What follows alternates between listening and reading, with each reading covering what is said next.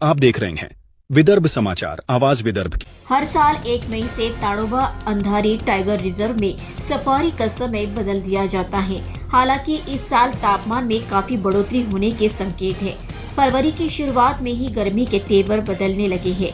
इसलिए जैसे सर्दियों में निम्नतम टेम्परेचर कम हुआ था और कोल्ड वेव्स चल रही थी, वैसे ही इस बार हीट वेव्स की संभावना से इनकार नहीं किया जा सकता। इसलिए ताड़ोबा अंधारी टाइगर रिजर्व मैनेजमेंट ने सफारी का समय पहले ही बदल दिया है। ताड़ोबा अंधारी टाइगर रिजर्व में गर्मियों के दौरान टाइगर और दूसरे वाइल्ड लाइफ नेचुरल या आर्टिफिशियल वाटर बॉडीज पर पानी पीने आते है, इसीलिए टाइगर देखने का ज्यादा मौका मिलता है। हालांकि इस बार इसे टाल दिया गया है ताकि टूरिस्ट को तेज गर्मी से परेशानी न हो। अब से 13 फरवरी से 31 मार्च तक दोपहर की सफारी का समय 2 से 6 की जगह 2:30 से 6:30 बजे तक होगा। इतना ही नहीं, 1 अप्रैल से 30 जून तक दोपहर की सफारी का समय 3 से 6 बजे तक होगा। 13 फरवरी से 31 मार्च तक पूरे समय सफारी का समय सुबह 6:15 से शाम 6:15 तक होगा। सुबह की सफारी का समय सुबह 6:30 बजे से 10:30 बजे तक होगा, जबकि दोपहर की सफारी का समय दोपहर 2:30 बजे से शाम 6:30 बजे तक होगा। जिले में आदिवासी समुदाय में पीरियड्स के दौरान महिलाओं को घर में रखने का रिवाज है, लेकिन कई जगहों पर ये घर बेसिक सुविधाओं की कमी के कारण महिलाओं के लिए तंग, गंदे और असुरक्षित होते हैं। महाराष्ट्र राज्य अनुसूचित जाति और जनजाति आयोग के vice chairman advocate Dharmpal Meshram ने अपनी राय दी कि वे महिलाओं की सुरक्षा के लिए कम से कम सभी सुविधाएं, पीने का पानी, मजबूत छत, बिजली सप्लाई और खाना पकाने की सुविधाओं वाला एक सुरक्षित कमरा घर बनाने की पहल करेंगे।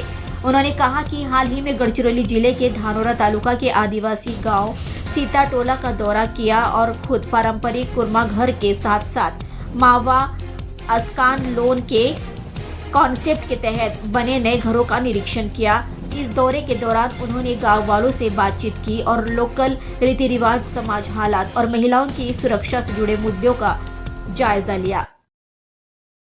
धानोरा तालुक्यातील एका सीताटोला या नावाच्या गावी एका कुर्मा घराची पाहणी मी काल अनुसूचित जाती जनजातीचा आयोगाचा उपाध्यक्ष नात्याने जाऊन प्रत्यक्ष पाहणी केलेली आहे।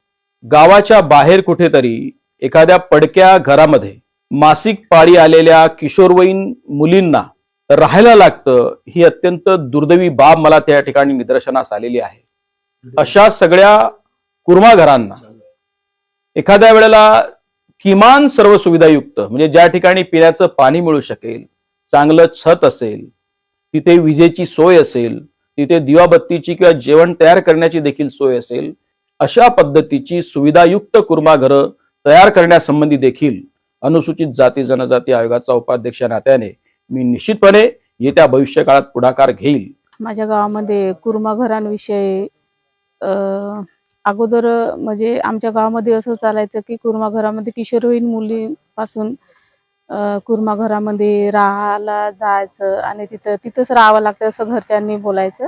आम्ही तिथंच जाऊन राहायचं।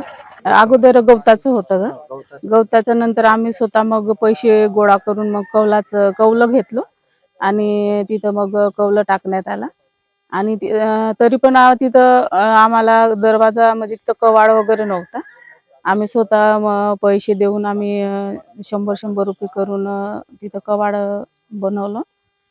नंतर मग राहायचं तसंच तिथं आणि तिथं आम्हाला झोपायला पण अगोदर खाट नव्हते, आम्हाला तिथे झोपायला भीती वाटायची खाली। नंतर आम्ही स्वतःहून म्हणजे तिथं आम्हाला भीती वाटते झोपायला खाली म्हणून आम्ही खाट घरून मागितलं आणि तिथून मग खाटेवरच झोपायचे। आम्हाला तिथं राहावंसं वाटत नाही आणि सोय पण नाही तिथं, लाईट नाही आणि जेवणाची पण सोय नाही। घरून जेवण येत होता आणि पाण्याची सोय नाही, बराबर बाथरूम नाही, आम्हाला संडास बाथरूम नाही। आम्ही बाहेर जायचो, रात्र पण भीती वाटायची बाहेर जायसाठी।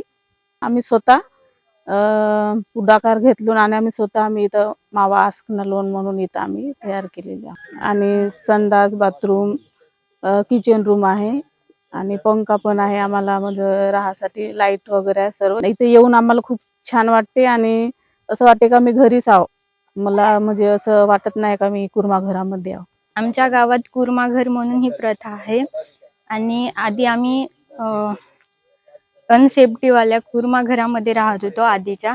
आता इथं नवीन कुर्माघरात राहायचे. आधीच्या कुर्माघरात असता वेळेस आम्हाला खूप भीती वाटायची.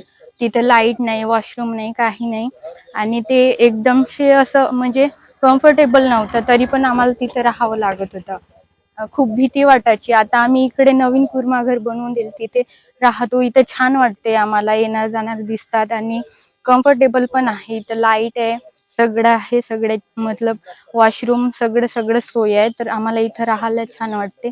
आणि आधीच्या कुर्माघरात तर खूप भीतीच होती, तर आम्ही आता तिथे जाणं पण बंद केलं आणि इकडे राहायला आलो.